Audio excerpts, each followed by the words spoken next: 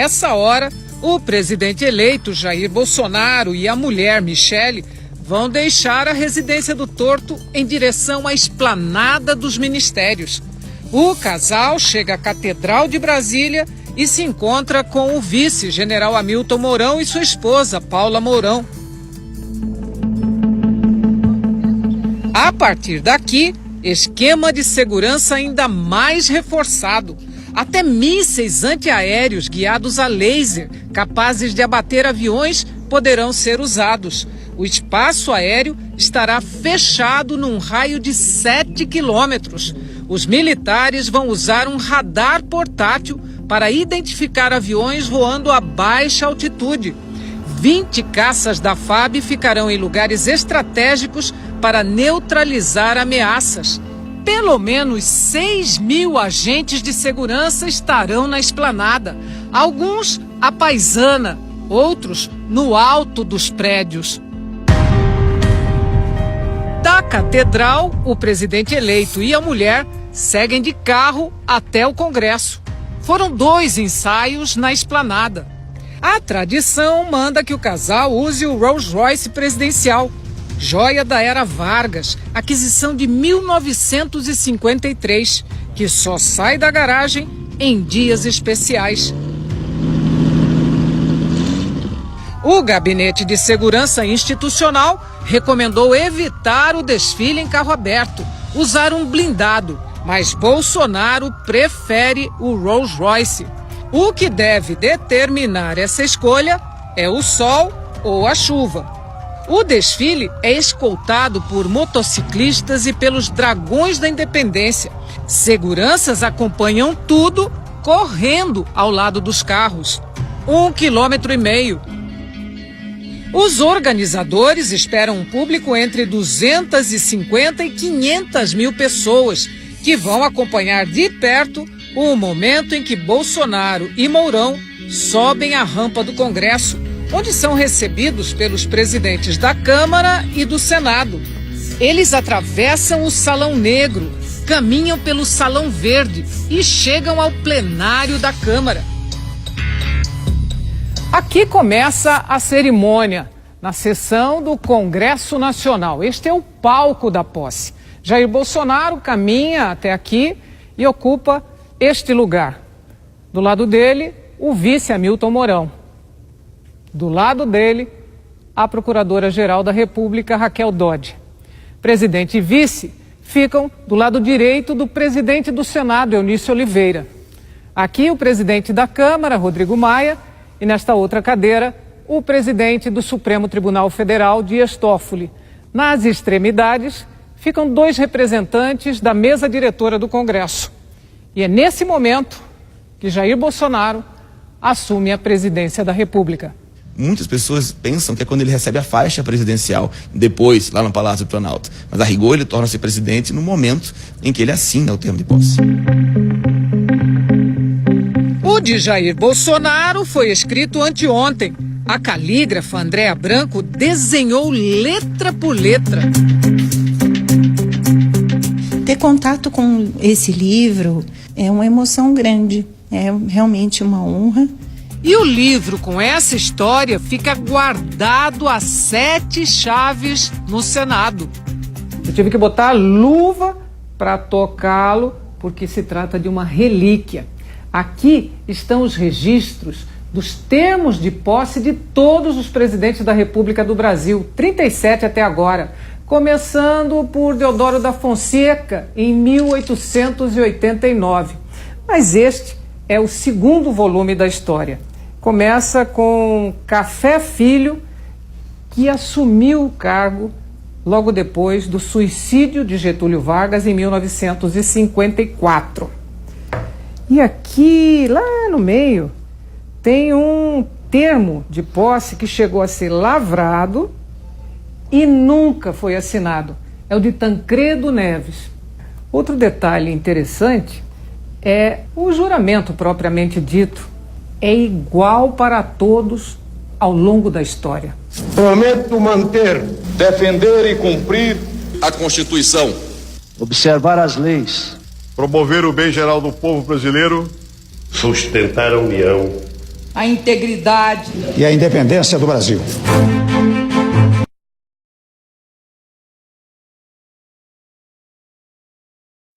Quanto tempo Bolsonaro vai falar? Ninguém sabe. E varia mesmo. Fernando Henrique Cardoso usou 29 minutos. Luiz Inácio Lula da Silva, 43. Dilma Rousseff, 39. Michel Temer, que tomou posse no plenário do Senado, não discursou. Entre os convidados estarão 12 chefes de Estado e de governo, 3 vice-presidentes e 11 chanceleres que confirmaram presença. Na saída do Congresso, o hino nacional é executado enquanto canhões disparam uma salva de 21 tiros. Em seguida, o já presidente Jair Bolsonaro passa a tropa em revista. Próxima parada, Palácio do Planalto. E o carro vai até lá pela contramão. Mas, claro, no dia não haverá trânsito. Para o público, o ponto alto da posse é quando os novos presidente e vice sobem a rampa do Planalto. Na porta do palácio, eles são recebidos por Michel Temer e os 3 seguem para o parlatório. É ali que Temer entrega ao novo presidente a faixa presidencial e sai de cena. A faixa é de seda verde e amarela, um símbolo do poder, com o brasão da República, diamantes e detalhes em ouro. Tudo estabelecido por decreto em 1910. E ali do alto mesmo, Jair Bolsonaro faz um segundo discurso, desta vez para o público presente na Praça dos Três Poderes. Bolsonaro e Mourão recebem cumprimentos das autoridades estrangeiras. Depois, os 22 ministros do novo governo tomam posse e posam com o chefe e o vice para a foto oficial. O último compromisso do dia é um coquetel no Palácio do Itamaraty. É com festa que termina a noite de terça-feira, quando o Brasil terá o seu 38º presidente da República.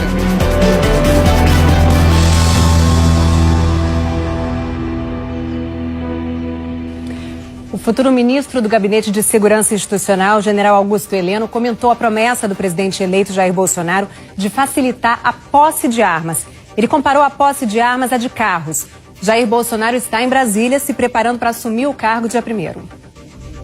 Pela manhã, o presidente eleito se reuniu com a equipe do cerimonial para acertar detalhes da posse. Bolsonaro agradeceu aos policiais federais que fizeram a segurança dele nos últimos meses. Do lado de fora, apoiadores fizeram homenagens. Ontem, ele escreveu em uma rede social: por decreto, pretendemos garantir a posse de arma de fogo para os cidadãos sem antecedentes criminais, bem como tornar seu registro definitivo. A autorização da posse de arma de fogo é dada pela Polícia Federal, que pode aceitar ou não a justificativa do pedido. São várias as exigências e o registro tem validade de 5 anos, autorizando o dono da arma a mantê-la dentro de casa ou no trabalho. Durante a campanha, Bolsonaro disse que mudanças sobre a posse de armas. O texto do decreto já está sendo elaborado pelo futuro ministro da Justiça, Sérgio Moro. Na prática, Bolsonaro quer diminuir as exigências para a posse. Não está tratando do porte de armas. O porte é a autorização para andar com a arma. É muito mais restrito e proibido em todo o território nacional, salvo em casos excepcionais, sempre com autorização da Polícia Federal. O futuro ministro do Gabinete de Segurança Institucional, general Augusto Heleno, falou sobre a diferença entre porte e posse de armas. Eu tenho sempre comparado a posse de arma, não é o porte da arma, a posse da arma, desde que ela seja concedida a quem está habilitado legalmente, e essa habilitação legal virá por meio de algum instrumento, decreto, né? Alguma lei, alguma coisa, que regule exatamente quem terá direito à posse da arma, ela se assemelha à posse de um automóvel. Se você for considerar isso, vamos proibir o pessoal de dirigir, tá? Ninguém pode dirigir, ninguém pode sair de casa com o carro, né? Porque alguém está correndo o risco de morrer porque o motorista é irresponsável. O presidente eleito conhece muito bem Brasília. E a gente deu uma volta pela cidade para mostrar os lugares preferidos de Jair Bolsonaro. A partir dessa semana, os amigos do futebol já vão encontrá-lo no novo endereço.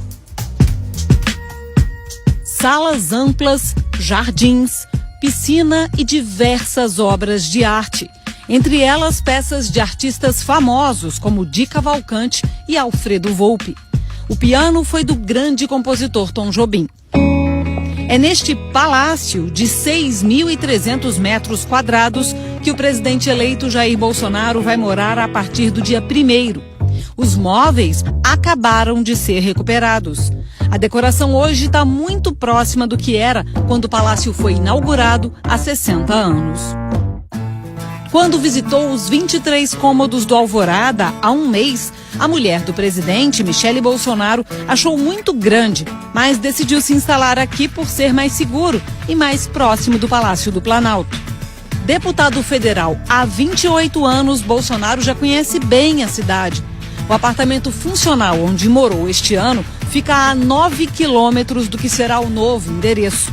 Não é um palácio, mas tem 200 metros quadrados, com 3 quartos, sendo uma suíte, um escritório, 2 banheiros, cozinha e área de serviço.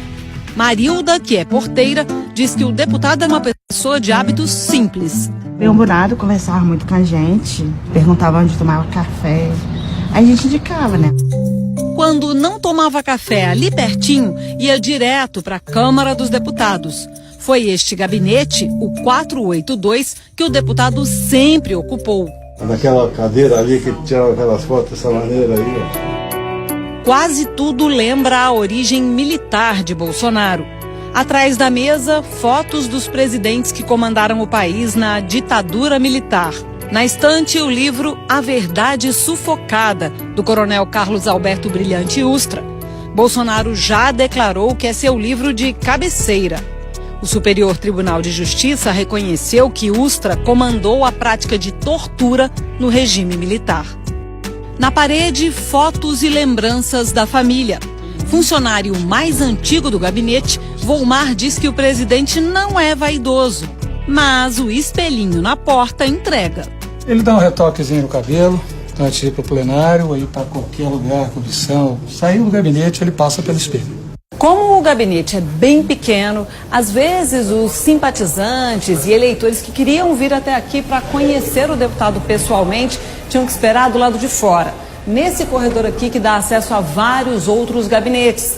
O pessoal que trabalha com Jair Bolsonaro há muito tempo diz que ele sempre recebeu muitos visitantes, mas nos últimos meses a quantidade de gente que passou a vir aqui quase todos os dias aumentou muito. Foi assim no dia 5 de setembro, última vez que Bolsonaro esteve no gabinete, véspera do atentado que sofreu em Juiz de Fora, Minas Gerais. Nessa época, o candidato já andava com muitos seguranças e não podia ir a todos os lugares que gostava, como essa galeteria, perto do Congresso. Há muitos anos que ele almoça com a gente normalmente, toda terça e toda quinta. Alex era quem costumava atender o deputado. Eu sempre pedia, né? Peito, ó, traz peito. Farofinha com ovos, né? Tomate, porção de tomate, ele sempre pedia. Pediu alguma coisa especial? O suco de limão, sem açúcar, hein? O garçom mostra com orgulho a foto que tirou com o presidente eleito. E aí, você acha que ele vai voltar aqui? Espero que volte, viu? Para o filho, Eduardo, agora vai ser difícil frequentar os mesmos lugares. Chegar lá, falar com o garçom, ver gente, dar uma arejada no ar, isso aí perde um pouquinho sim. Eu senti falta de dar uma volta sozinho, pegar a praia com a filha dele, dar um pulo na feira, acho que isso aí é que vai ser o que mais vai mudar, né? Vai ser difícil também voltar no cachorro-quente do Edivaldo, que o presidente eleito frequenta já não é de hoje. Há mais de 20 anos, eu sempre venho aqui. Palmeirense e botafoguense, Jair Bolsonaro também jogava uma bolinha aqui em Brasília. Quando conseguia sair da Câmara a tempo na quarta-feira, ia para o futsal num clube da Aeronáutica. Jogava bem? Mais ou menos. Nem mal, nem bem demais, mais ou menos. Agora que ele é presidente, joga um bolão. Como é que ele era em campo? Se chegasse para ele concluía. O primeiro-ministro de Israel, Benjamin Netanyahu, que está no Brasil para a posse de Jair Bolsonaro, afirmou que o presidente eleito vai mudar a embaixada brasileira de Tel Aviv para Jerusalém. Netanyahu chegou ao Rio de Janeiro na sexta-feira e tem cumprido uma agenda de encontros e passeios. Num sábado de sol, Netanyahu passeou com a esposa Sara Netanyahu no calçadão de Copacabana. Com roupa esportiva, ele caminhou, parou para descansar e ouviu o som que um grupo de pagode fazia no quiosque. O primeiro-ministro de Israel gostou e foi cumprimentar os músicos. Depois, o casal israelense não resistiu e desceu para a areia, onde havia um quiosque com a bandeira de Israel. Netanyahu jogou até bola com um banhista e depois foi se refrescar bebendo água de coco. Simpático, também cumprimentou cariocas que estavam na Pedra do Leme. O primeiro-ministro almoçou espetinho de carne com caipirinha e depois foi aplaudido ao entrar em um outro bar na zona sul do Rio. Hoje pela manhã, Netanyahu visitou o Pão de Açúcar com o governador eleito do Rio, Wilson Witzel, e a mulher dele, e quis conhecer a praia de Ipanema. Durante um encontro com a comunidade judaica, ele afirmou que o presidente eleito Jair Bolsonaro vai mudar a embaixada brasileira em Israel de Tel Aviv para Jerusalém. Ele falou: Mr. Bolsonaro também disse, eu vou mudar a embaixada para Jerusalém. Não é uma questão de se, mas uma questão de quando. O presidente Trump disse a mesma coisa e mudou a embaixada. O presidente Bolsonaro vai mover a embaixada também. Ele aceitou meu convite para visitar Israel no próximo mês e eu espero recebê-lo com o mesmo espírito e irmandade que ele me recebeu aqui. And I look forward to receiving him with the same spirit and the same brotherhood that he received me and that you are receiving us. Atualmente, Estados Unidos e Guatemala têm embaixadas em Jerusalém. O primeiro-ministro de Israel tentou visitar o Cristo Redentor no fim da tarde, mas não conseguiu porque o ponto turístico estava cheio. Mas a segurança da comitiva permitiu que a mulher dele e um dos filhos subissem até o monumento. E o Fantástico tem muito